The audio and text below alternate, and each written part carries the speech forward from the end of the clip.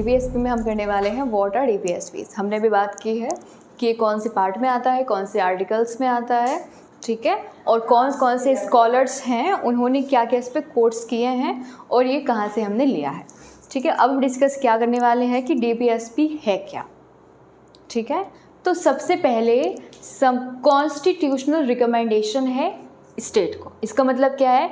संवैधानिक सुझाव है। किसके लिए है? स्टेट्स के लिए है, स्टेट्स के लिए है। क्यों है?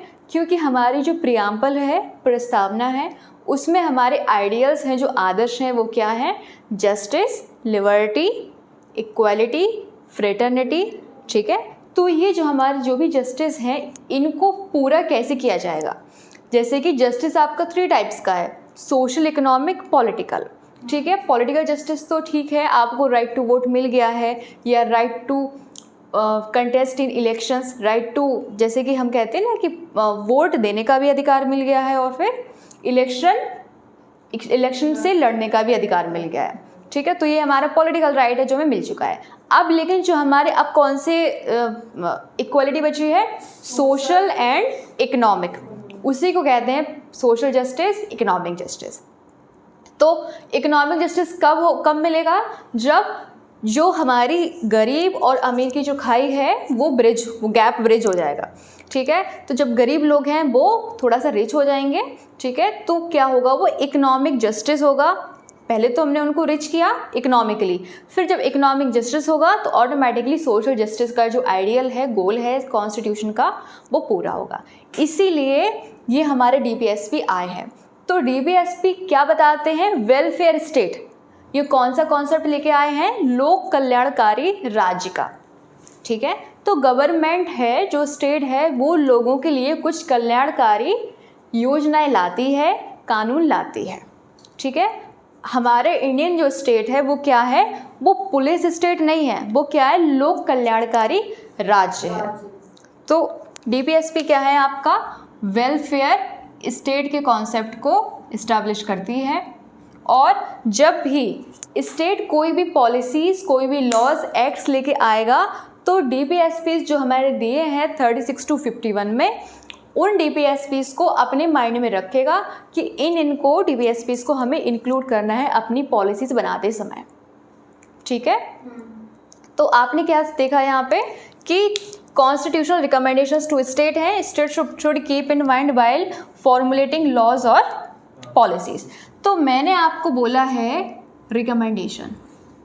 ये रिकमेंडेशन का मीन क्या होता है?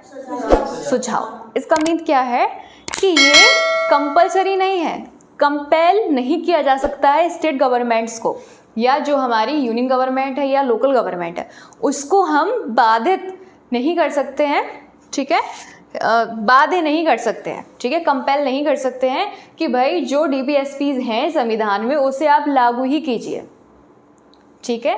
तो क्या है ये एक रिकमेंडेशन है, संविधान की रिकमेंडेशन है स्टेट्स के लिए, ठीक है। तो सुझाव कभी भी, जो एडवाइजरी चीज़ें होती हैं वो बाइंडिंग नहीं होती हैं, सिर्फ सलाह दे रहे हैं, अगर माननी है तो ठीक, नहीं माननी है तो कोई उस पर एक्शन नहीं लिया जाएगा अगेंस्ट में। ऐसा नहीं है कि डीपीएसपी किसी स्टेट्स ने फॉलो नहीं किया है और हम जुडिशरी पहुंच गए हैं, जैसे कि हमारे फंडामेंटल राइट्स हैं, जो मूल अधिकार हैं, उसका किसी भी, कहते हैं ना, किसी भी प्राइवेट मेंबर ने या किसी पब्लिक अथॉरिटी ने ब्रीच किया है तो हम कहाँ जाते हैं?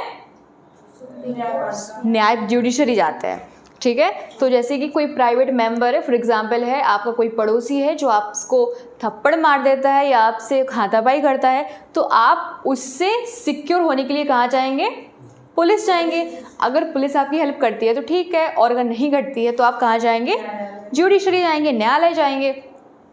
और आपके कोई फंडामेंटल राइट्स का अगर मूल अधिकारों का ब्रीच होता है तो आप उसके तहत सुप्रीम कोर्ट जाएंगे आर्टिकल 32 के तहत, और हाई कोर्ट जाएंगे आर्टिकल 226 के तहत, ओके।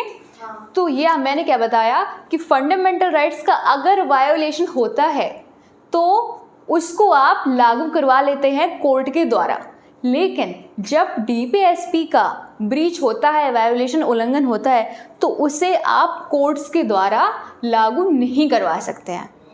ये पॉइंट समझ में आया आप सभी को?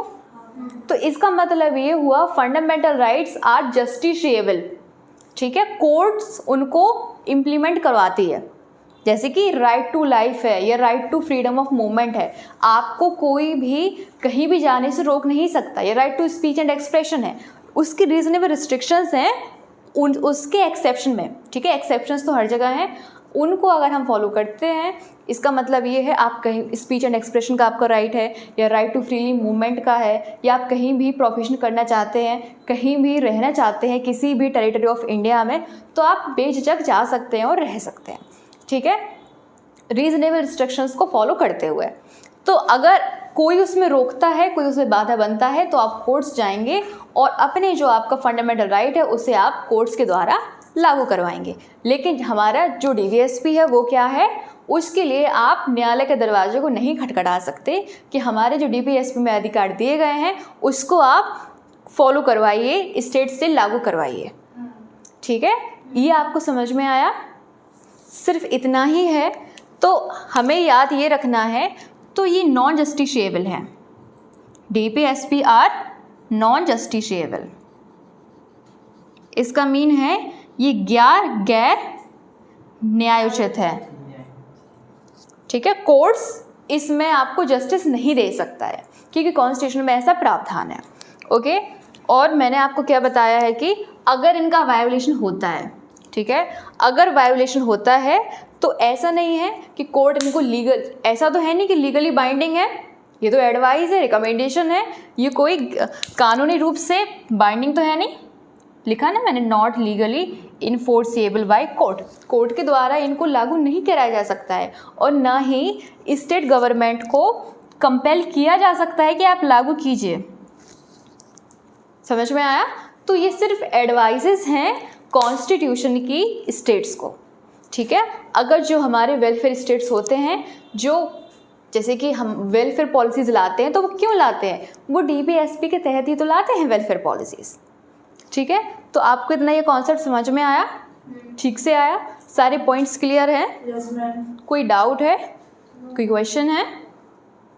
Okay, thank you.